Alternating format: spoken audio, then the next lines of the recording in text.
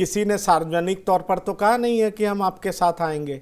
लेकिन आपको याद होगा एक कोशिश ममता बनर्जी द्वारा भी की गई थी, वो सफल होती नहीं दिखी। शरद पवार जी ने भी कोशिश की, वो भी सफल होता नहीं दिखा। अब ये कोशिश नीतीश कुमार कर रहे हैं।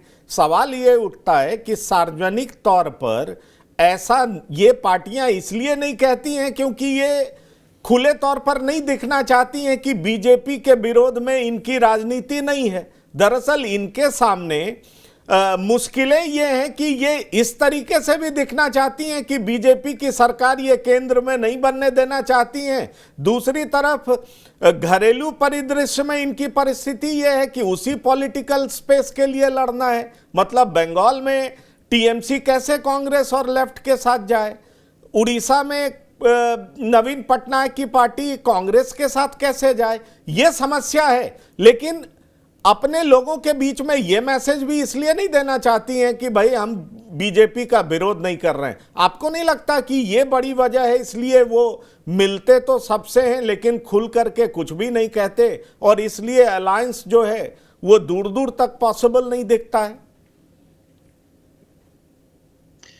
देखिए, मुलाकात करने के लिए तो शिष्टाचार मुलाकात हो रहा है, लेकिन जब तक नीतीश कुमार जी या कोई भी ऐसे व्यक्ति जब तक कोई वैल्यू एडिशन ना कर ले तो नवीन पटनायक जी इनको क्यों स्वीकार करेंगे? वहां पे नवीन पटनायक जी उड़ीसा में डोमिनेंट फोर्स है, तो उनको अगर गठबंधन करना है तो कांग्रेस को स्पेस देना पड़ेगा। वो कांग्रेस को क्यों स्पेस देंगे?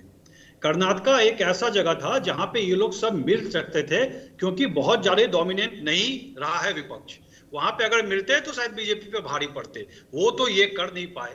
और देखिए, नीतीश कुमार जी बिहार के राजनीति में रेलिवेंस खोजने के लिए, रेलिवेंट रहने के लिए भी ये कर रहे हैं, क्योंकि बिहार के पॉलिटिक्स में अगर आप देखेंगे तो 3 चीज पर नीतीश कुमार जी लड़ते थे। कम्युनलिज्म पे तो उन्होंने करीब 17 साल में 15 साल तो भाजपा के साथ रहा, जिसे वो कम्युनलिस्ट कहते हैं। क्रिमिनलाइजेशन की बात करते थे कि मैं उसका विरोधी है। 26-27 आप देख चुके हैं और बिहार की हालत भी देख चुके हैं, अब वो क्रिमिनलाइजेशन की कैसे बात करेंगे? ऐसा पिटारा खोल दिया है कि सीपीआई माले भी बोलती है कि हमारे कॉमरेड को छोड़ो, रणवीर सेना भी बोलेगा और मायावती जी भी बोलती है। और दूसरा रहा करप्शन का चार्ज तो प्रूवन है। तो ये सब चीज जो पूरा उनका चक्रव्यूह है, इस चक्रव्यूह में रेलिवेंट रहने के लिए वो ये सब अवॉइड कर रहे हैं। जब तक आप कोई भी रीजनल पॉलिटिकल पार्टी एक दूसरे के वोट बैंक में कुछ इजाफा ना कर दे, तब तक इस तरह का जो है वो एकेडमिक पर्पस के लिए ठीक है। आप अपना रेलिवेंट और आप टीवी पे आ भी जाएंगे, आप चर्चा भी कर लेंगे, ये सब के लिए ठीक है। लेकिन बीजेपी को कोई बहुत ज्यादा और बड़ा चैलेंज मिल जाए, वो नहीं होगा। एक छोटा सा उदाहरण यूपी में हुआ था, लेकिन वो बहुत ज्यादा सक्सेसफुल नहीं हुआ। बिहार में एक उदाहरण 2015 में हुआ था और ये लोग सक्सेसफुल रहे। तो बिहार में उस समय कारण था कि बिहार में कोई भी डोमिनेंट फोर्स नहीं रहा, ना कांग्रेस है, ना आरजेडी है, ना जेडीयू। ये तीनों मिलेगी तो डोमिनेंट होगी।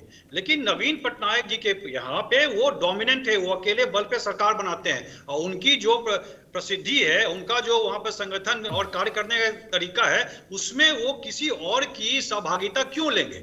जब तक उनकी पोजीशन कुछ इररिलेवेंट ना हो जाए, वो कमजोर ना हो जाए, वो नहीं करेंगे। अब जब जहां रहा कि एनसीपी से मिलने जा रहे हैं उद्धव ठाकरे की आज हालत क्या है वो हम देख चुके हैं। एनसीपी में बहुत कसमाकस है और वो आप देख सकते हैं, चाचा भतीजे में वैसा ही कसमाकस है जो एक समय में नीतीश कुमार जी और डिप्टी सीएम में हुआ करता था पहले, उतना ही कसमाकस है। तो पूरी परिस्थिति में सिर्फ अपने रेलेवेंस और ये दिखाना कि मैं आपके विरुद्ध कुछ ऐसा यूनियन बना रहा हूं, कुछ ऐसा महागठबंधन बना रहा हूं, इसके अलावा बहुत कुछ होते हुए अभी नहीं दिख रहा है। और ये तब तक नहीं होगा जब तक कि आप अपने सहयोगी पार्टी के वोट में इजाफा न कर सके। सुदीप